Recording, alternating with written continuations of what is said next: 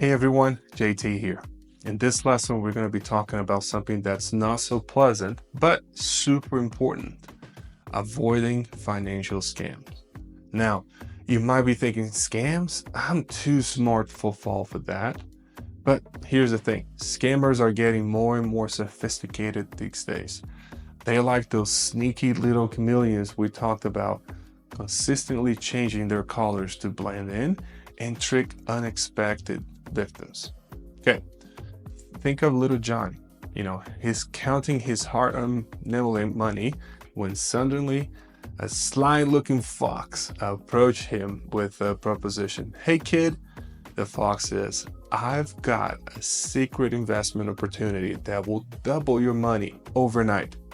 Just give me your cash and I'll take care of the rest.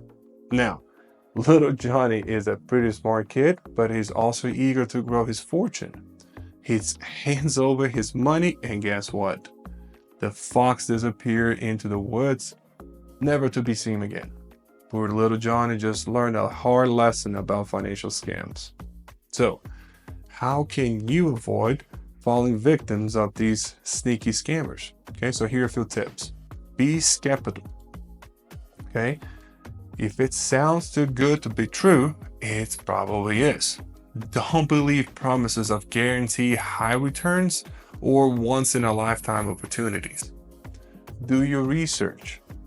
Before investing in anything or giving anyone your financial information, do your research. Check out the company or individual online, read reviews, and make sure they're legitimate. 3. Protect your information. Keep your financial information, like your bank account numbers and your social security number, safe and secure. Don't share it with anyone you don't trust. And be wary of unsolicited offers. If you receive an unsolicited offer by phone, email, or mail, be cautious.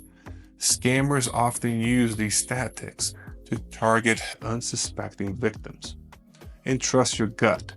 If something doesn't feel off and it doesn't seem right, trust your instincts. It's better to be safe than sorry. Now, if you do happen to fall victim of a scam, don't panic. Here are a few things to do. First, report to the authorities. Contact your local police department or the Federal Trade Commission, the FTC, to report the scam.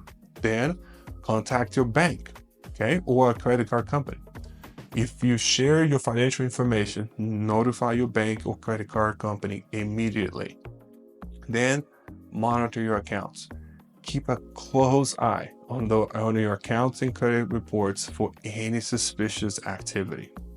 Remember, scammers are always looking for new ways to trick people. So stay vigilant, be informed, and protect your hard-earned money from those financial predators.